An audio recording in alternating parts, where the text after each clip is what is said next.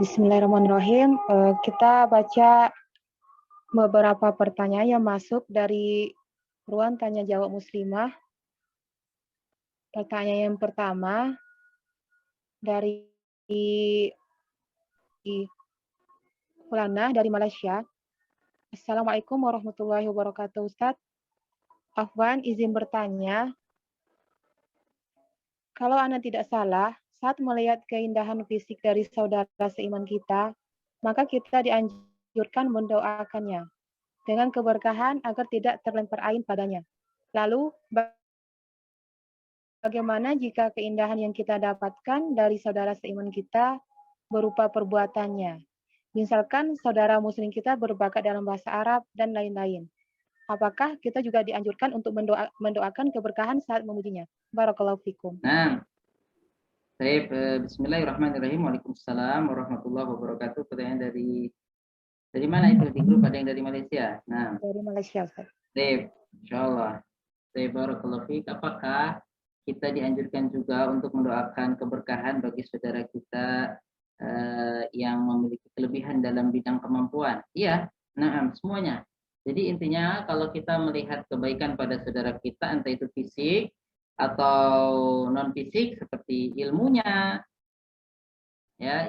kemudian semuanya, maka kita dianjurkan untuk mendoakan dia. Ya, supaya apa? Supaya satu, untuk kebaikan semua.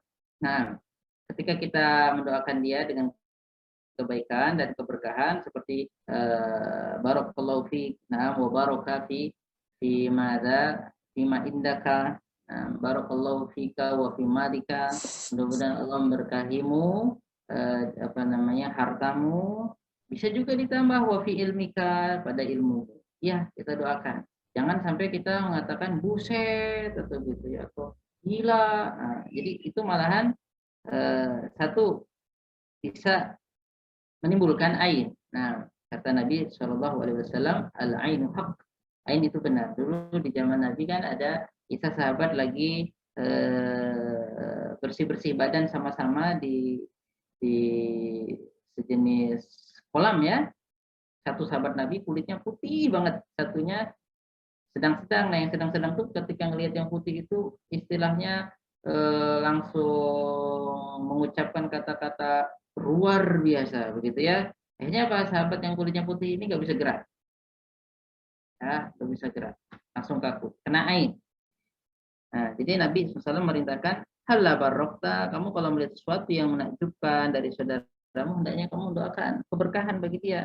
Nah, barakallahu fiik. Nah, gitu ya kalau pada dirinya. Nanti kalau pada ilmunya, contohnya ya, barakallahu fi ilmika. Ini satu, kita itu harus menanamkan kecintaan kepada saudara kita. Jadi dia punya kenikmatan, kita harap kenikmatan tersebut tetap ada sama dia, dan kita juga tetap tidak iri gitu ya. Akhirnya kita mendoakan.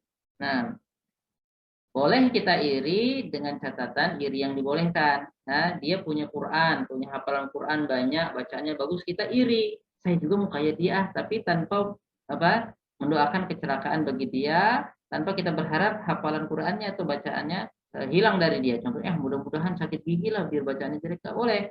Ya, jadi dia senang, kita senang. Itu ciri-ciri orang beriman itu nggak sesek melihat kebaikan orang lain. Nah, itu orang-orang yang hatinya bersih, dan ini berat. Kalau nggak dilatih ini berat. Nah, ya. Nah, jadi itu ya. Jadi kalau kita ngelihat ilmunya, kemampuannya, kita ucapin juga barakallahu fika wa fi ilmika wa fi maharatika, dalam kepandaianmu. Nah, kita ucapkan itu. Nah, agar terhindar dari ain, dan itu satu kebaikan untuk kita juga ya. Tahu kan kebaikan mendoakan orang lain. Ketika kita mendoakan orang lain, malaikat pun akan mendoakan kebaikan bagi kita. Walaupun sebetulnya konteks ini untuk ketika kita mendoakan teman kita dalam keadaan tidak diketahui.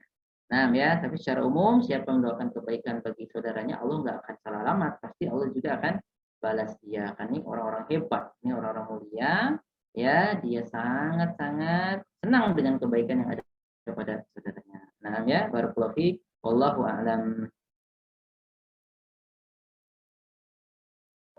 Jazakallahu khairan. Pertanyaan selanjutnya dari Tidi dari Jakarta Barat. Bismillah, Assalamualaikum warahmatullahi wabarakatuh.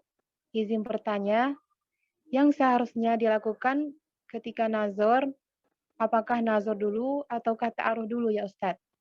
Apakah harus menukar CV dulu atau nazar lebih dulu untuk seorang ikhwan atau akhwat? Baru setelah itu melaksanakan sesi ta'aruf. Itu saja pertanyaannya Ustadz. Jazakallahu khairan wa barakallahu fiik. Barakallahu fiik. Bismillah, alhamdulillah, wassalatu wassalamu ala rasulullah. Nabi memerintahkan kalau seorang laki-laki jatuh cinta ya, mau menikahi seorang perempuan, kata Nabi SAW, fal yandur ila mayadu ila nikahiha. Hendaknya di cross check lagi apa yang membuat dia tertarik. Contohnya zaman Nabi itu ketika ada sahabat mau menikah tertarik kepada seorang wanita Ansor, kata Nabi, lihat dulu cewek Ansor bisa jadi matanya agak-agak gimana gitu. Fa inna fi ayun nisa'il Ansor syai, karena matanya sebagian akhwat-akhwat Ansor itu agak-agak gimana gitu. Lihat dulu. Nah, jadi secara asal kalau betul-betul kita mau nikah ya, bukan cuma mau ngintip-ngintip, nggak ada kerjaan, memuaskan hawa nafsu. Kalau kita betul mau menikahi, boleh kita ngelihat dulu secara asal. Ya, tapi betul niat mau melamar dia. Boleh itu, kita lihat dulu boleh. Dengan dia posisi tidak tahu, kita tahu. Itu secara asal boleh. Nah, ya. Jadi dulu jika mau orang wanita nih, ada nih. Jadi dilihat dari jauh. Dilihatlah pokoknya. Ya, kalau bahasa kasarnya kan ngintip. Kan tidak boleh ngintip perempuan itu. Tidak boleh, aslinya tidak boleh. Tapi kalau dia niat betul-betul mau menikahi dia, lihat dulu. Itu, nah, tapi yang dilihat batasan umum saja ya, yang nampak biasanya nampak.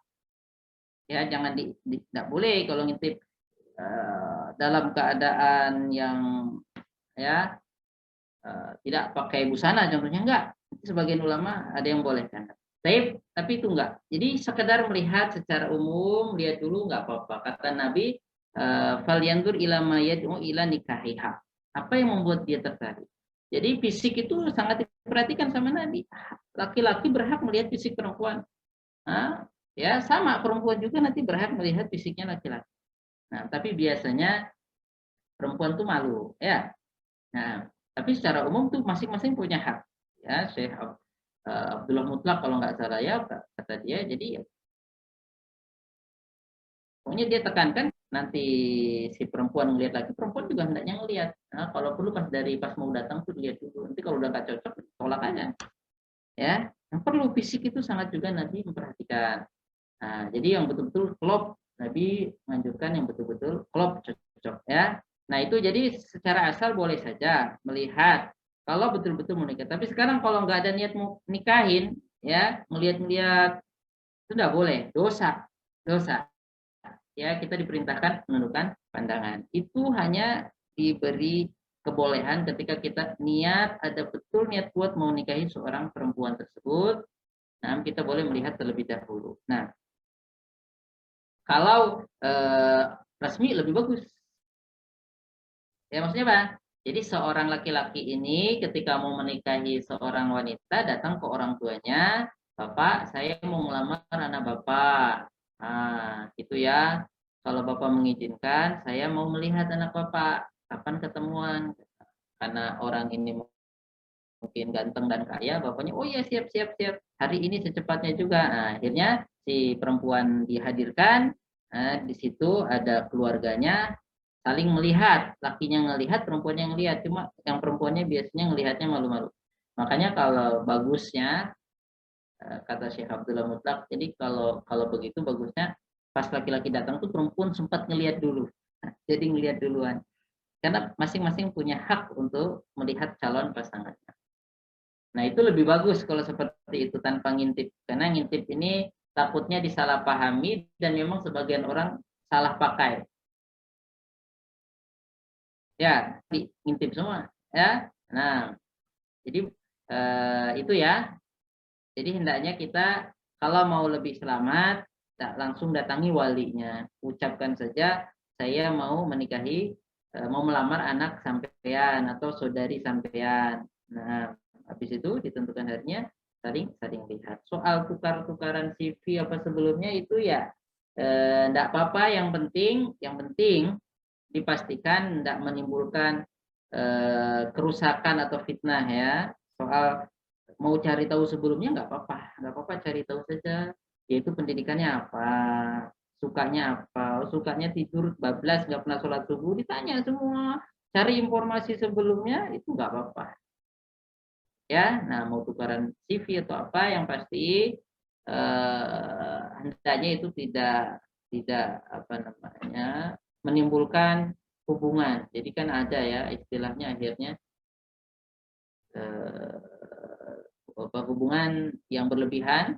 Nah, tapi kalau betul-betul sebetulnya mau menikah, hendaknya dihubungkan dengan wali. Jadi atau langsung hubungi walinya, bukan saja. Jadi sederhana ya. Apa ta'aruf dulu atau lihat dulu? Sebetulnya ngelihat dulu nggak apa-apa ya. Sekali lagi, ngejelasin lihat dulu nggak apa-apa. Yang penting betul-betul mau nikahi. Ya, betul-betul mau nikahi. Nah, seperti itu. Kalau nggak mau niat apa nanti nikahnya 1 tahun lagi rencananya, terus dia lihat-lihat semua cewek, ya nggak boleh. Itu dosa. Jadi melihat dulu nggak apa-apa, habis itu datang ke walinya. Nah, atau datang ke walinya dulu, habis itu lihat-lihatan sama-sama ada walinya, itu lebih bagus.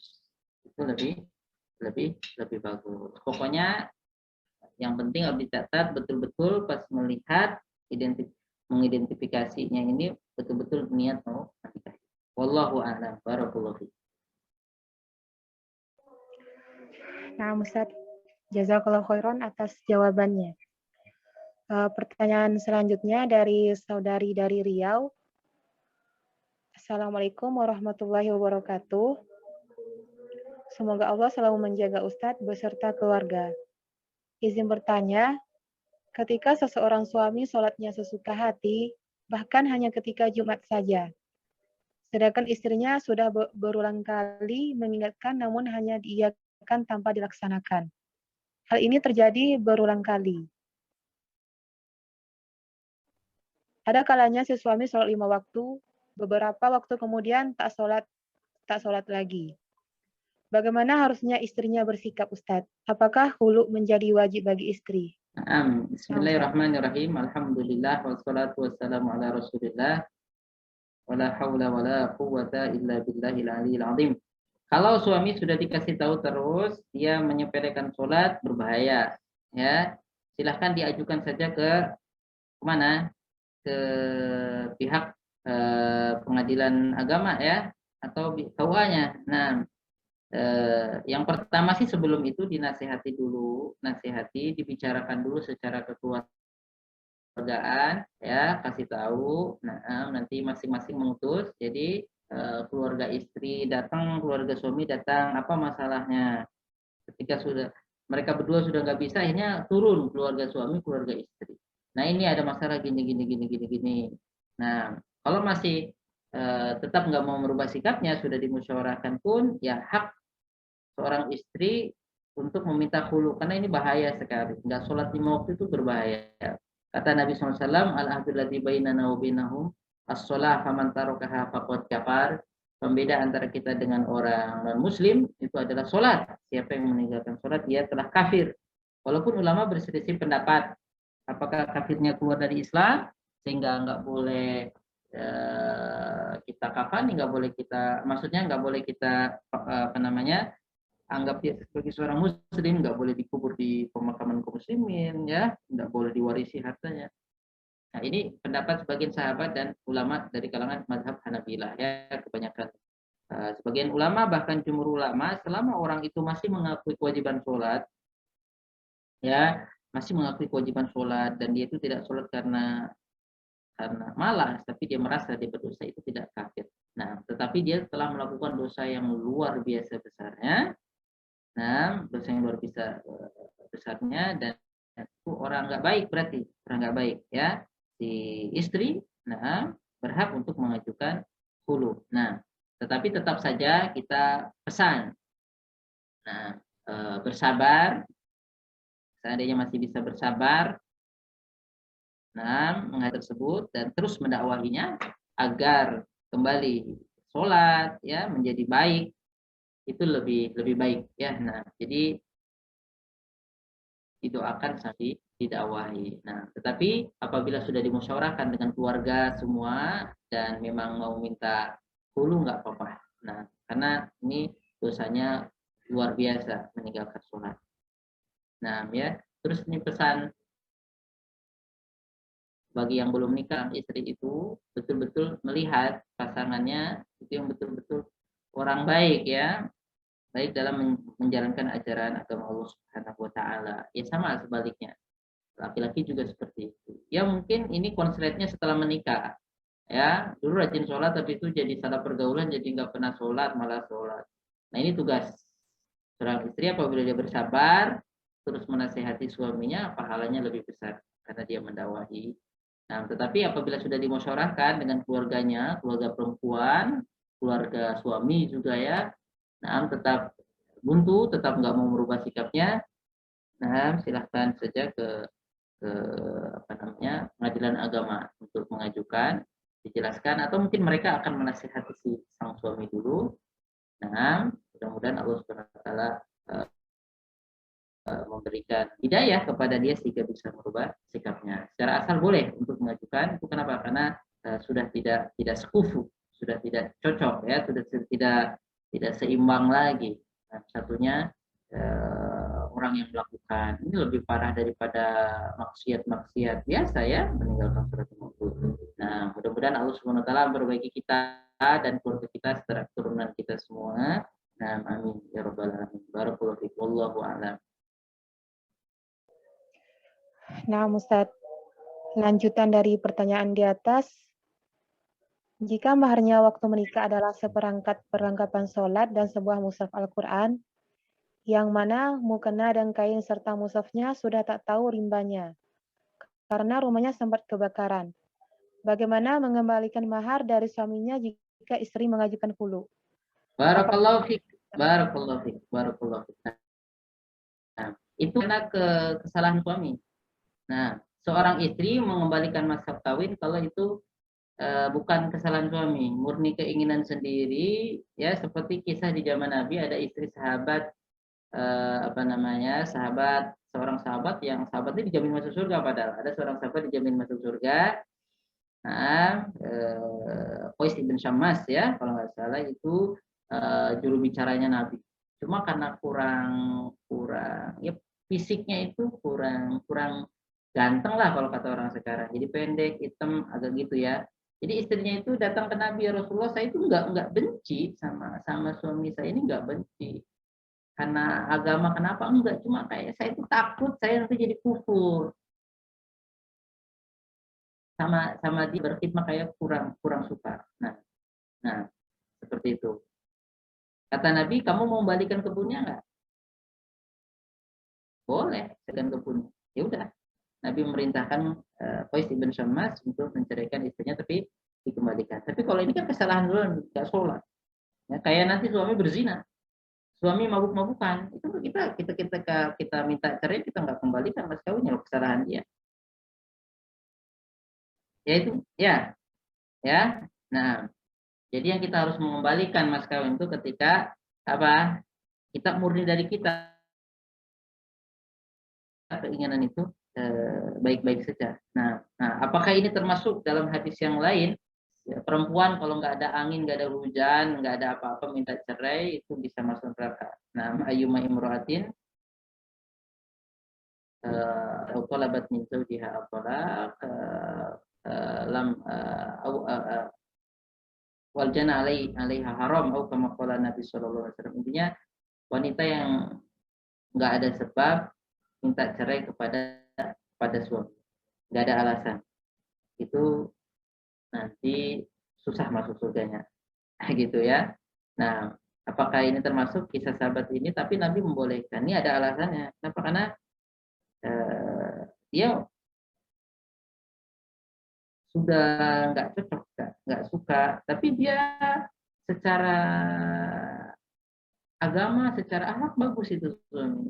Nah, nah itu nanti dikembalikan kepada kepada imam ya, imam atau yang bertanggung jawab di bidang itu. Nah, silahkan dikomunikasikan dengan, kalau kita mungkin di KUA ya, di KUA atau di pengadilan agama, itu nanti yang akan memutuskan. Ini termasuk golongan minta cerai tanpa sebab atau dengan sebab. Nah, yang pasti kalau kesalahan dari suami seperti suami mabuk-mabukan, suaminya itu zalim ya, memukul suami istrinya terus, nah ya itu nggak perlu. Ketika kita minta cerai, si perempuan tidak perlu mengembalikan mas kawin. Nah, saya barakallahu fiik, wallahu a'lam. Jazakallahu khairan, Ustaz. Pertanyaan selanjutnya dari saudari kita dari Kalimantan. Bismillahirrahmanirrahim. Assalamualaikum ya Ustadz. Pertanyaan 1. Jika suami mengatakan, aku pulangkan kamu ke rumah orang tuamu kepada istri. Kemudian setelah beberapa saat kemudian suami lupa dan akhirnya mereka baikan. Yang kedua, bagaimana hukum jika istri... Satu dulu. Biar nggak lupa. Oke, jadi seorang suami ngomong ke istrinya, aku pulangkan kamu ke rumah orang tuamu. Gitu. Tapi lama-lama lupa. Habis itu akrab lagi, pacaran lagi. Oke, nah barakallahu fiik. Jadi dalam cerai itu ada secara umum tuh ada 3 ya. Lafaz cerai itu ada 3. Lafaz terang-terangan, anti tolik. Kamu saya tolak, saya talak. Nah, itu terang-terangan, itu jatuh, pasti masuk talak. Tapi nanti ada yang nggak terang-terangan ya, goiru sorry. Goiru sorry. Seperti apa? Pulang kamu ke rumah orang tua kamu.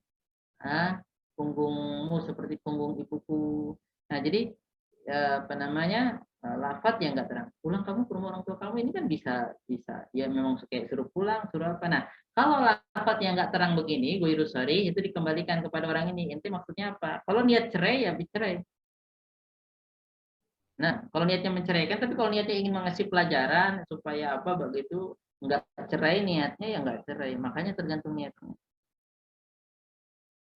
Nah, kalau dia niat talak, ketika udah baikan lagi, tidur bareng lagi, ya udah berarti udah dianggap rujuk. Hati-hati, berarti udah 1 talak jatuh. Ya, niat. Nah, apa maksudnya ngomong kamu pulang sana ke rumah orang tua kamu? Niat cerai, berarti cerai. Kalau enggak cerai ya enggak cerai. Nah, seperti itu. Kemudian pertanyaan berikutnya, bagaimana hukum jika istri memberikan pilihan kepada suami? Jika tidak memperbaiki sholat wajib yang sering bolong, maka istri akan mengajukan khulud. Nah, barakallahu fiik. Enggak apa-apa. Nah, enggak apa-apa. Boleh aja. Kenapa? Karena kesalahan fatal. Tidak sholat 5 waktu. Nah. Ya. Kemudian bagaimana hukum suami mengatakan ingin ganti istri kepada istrinya? Ya itu tergantung. Nah, ini saya mau ganti istri. Mau, soalnya ada kata-kata mau, belum tentu dia mentalak. Nah, itu termasuk lafaz talak yang enggak sorry ya, enggak terang. Lain kamu saya talak. Nah, itu jelas nih. Saya mau ganti istri, ini bisa bercanda, tapi bercanda kan bisa masuk, tapi mau, kata-katanya mau belum. Kecuali saya ganti istri. Nah, ini kan ada kata-kata maunya. Apa ini udah terjadi atau belum? Nah, ini apa niatnya? Kembali kepada niatnya. Tanya aja. Kalau niatnya mau talak, berarti jatuh talak. Oke, 1 sudah berarti jatuh talaknya. Nanti kalau baikan lagi, tidur bareng lagi, udah. Tinggal ada apa namanya? Masih ada jatahnya dia, ya. Tapi sudah 1 talak sudah jatuh. Nah, makanya ditanya ya, niatnya ketika ngomong begitu niat menceraikan atau enggak? Kalau niat menceraikan berarti jatuh talak. Nah, barakallahu. Yang terakhir, bagaimana solusi terhadap suami yang perokok? Padahal istri sudah menasehati dan berbagi buat kebutuhan. Ini bukan buat siapa ini. Nah, oke, barakallahu fiik. Mengingat bahwa kebutuhan suami terhadapnya sangatlah banyak. Oke, barakallahu fiik. Nah, bagaimana menyikapi suami yang perokok? Yang pertama, itu sudah jadi suami, ya kita doakan kepada Allah Subhanahu wa taala, jangan anggap remeh doa ya, jangan anggap remeh doa. Berdoalah kepada Allah Subhanahu wa taala agar Allah memperbaiki keluarga kita, entah itu suami, anak-anak, istri. Karena kenyataan memang ada ya, ada anaknya itu bandel sekali, sampai orang tua tuh nangis-nangis. Tapi besoknya jadi orang yang bermanfaat untuk Islam. Orang yang menyeru kepada Islam, orang yang soleh waktu dewasa, waktu awal-awalnya itu bandel sekali. Nah, ya, dulu waktu usia dewasanya itu nakal, tapi berubah. Jadi bisa saja orang berubah. Nah, jadi itu jangan remehkan, doakan kebaikan untuk suami untuk istri. Ya mungkin ini jarang kita lakukan, mentang-mentang udah sejenis namanya, udah tahu kekurangan masing-masing, jadi yang ingatnya tuh kekurangan aja, bahasanya udah bosan. Kayak pertama kali kita beli HP atau beli laptop itu kita sayang-sayang, udah lama banting-banting. Nah, mikirnya laptop baru. Nah, yaitu perasaan-perasaan seperti itu manusiawi, cuma kita sebagai seorang muslim tidak boleh bersikap seperti itu. Kita harus berakhlak mulia. Makanya kata Nabi SAW tentang kebaikan akhlak, bahwa saya paling baik terhadap keluarga saya. Nah, kita baik kepada orang lain, harusnya kita juga berbaik kepada keluarga kita. Nah, orang lain itu karena kita belum tahu aibnya saja. Kalau kita udah tahu aibnya juga bosan lagi. Ya. Nah, tapi maksudnya kita sebagai seorang muslim harus berbuat baik, ini kesempatan untuk kita berbuat baik. Nah, makanya kita doain. Nah, kemudian apa? Ya kita kasih coba yang ini, Pak. Kita coba, kita bantu, mungkin cari terapi atau apa begitu supaya nggak ngerokok. Nah, ya, tapi mohon disadarkan, terus disadarkan. Karena kalau dia punya keinginan kuat itu, jangankan rokok, narkoba aja dia bisa tinggalkan. Tapi kalau keinginannya kuat, ada orang perokok berat, ya, ketika punya keinginan kuat berhenti juga, walaupun di awal-awal itu berat. Nah, di awal-awal itu berat. Jadi dimotivasi agar coba dulu meninggalkan rokok satu minggu begitu ya. Nah, ya, tapi kalau masih terus merokok begitu, panggil keluarganya, musyawarahkan lagi. Pokoknya rumusnya gini ya. Fab'atsu hakaman min ahlihi wa hakaman min ahliha.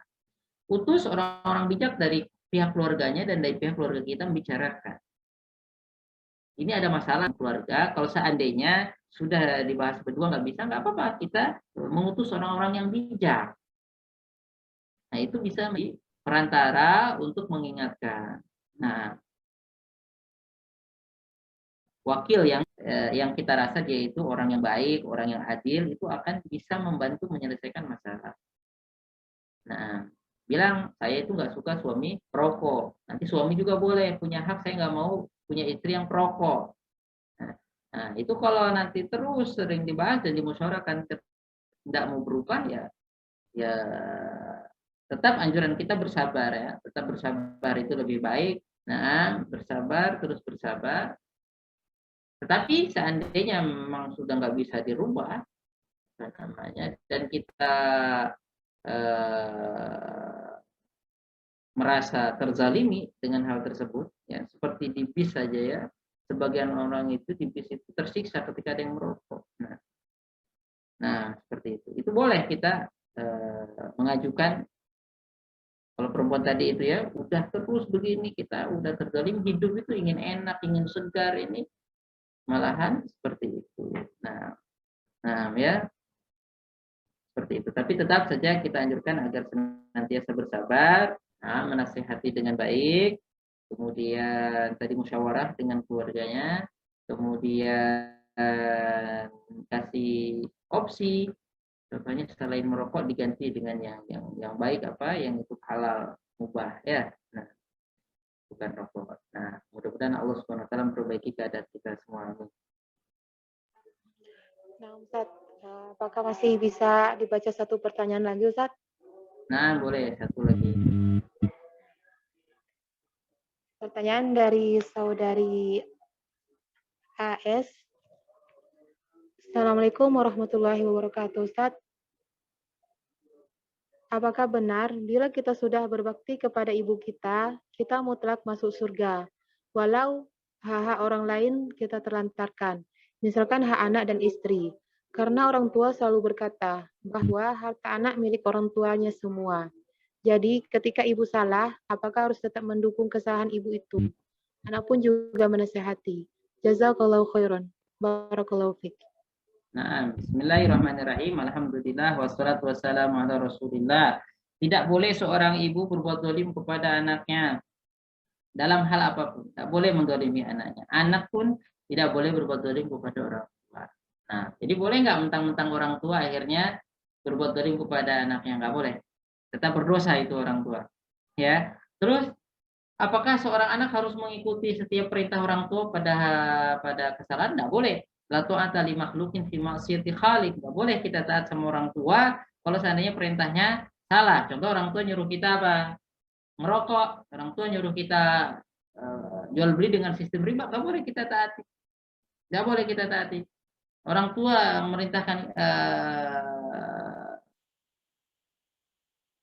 memerintahkan orang lain, tidak boleh kita taati, tidak boleh. Nah, ya kalau kita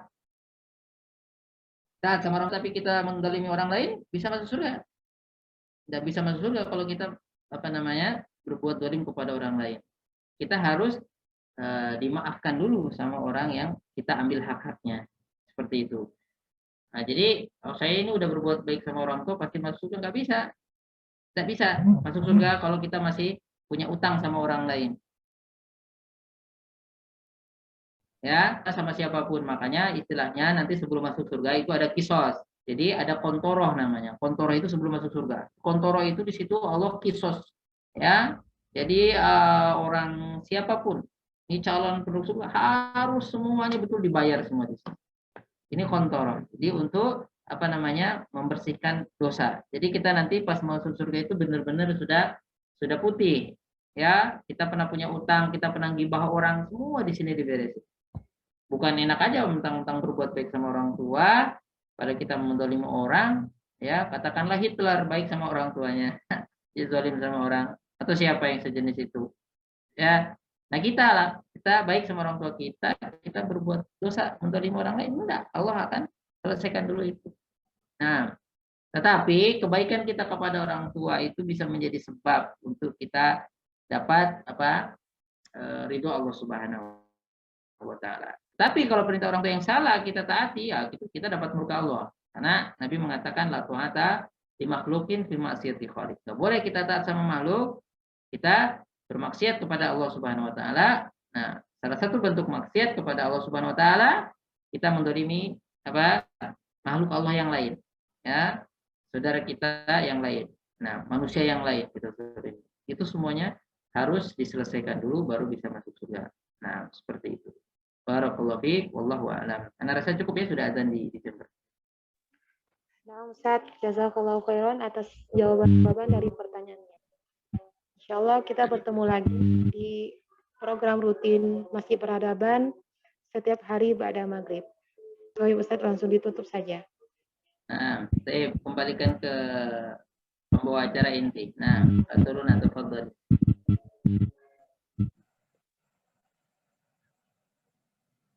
Nah, Ustaz. Ya, ditutup. Nah, Jazakumullah khairan buat Ustaz atas ilmu sore hari ini dari pertanyaan-pertanyaan yang Masya Allah bermanfaat buat kita semuanya. Semoga kegiatan pada sore hari ini membawakan manfaat dan menjadi wasilah kebaikan bagi kita semua dan menjadi wasilah amal jariah.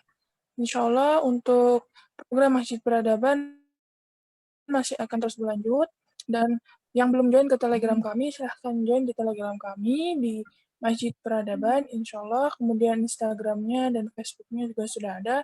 Barakallahu fiik. Kita tutup dengan doa kafaratul majlis. Allahumma bihamdika asyhadu an la ilaha illa anta astaghfiruka wa atubu ilaik.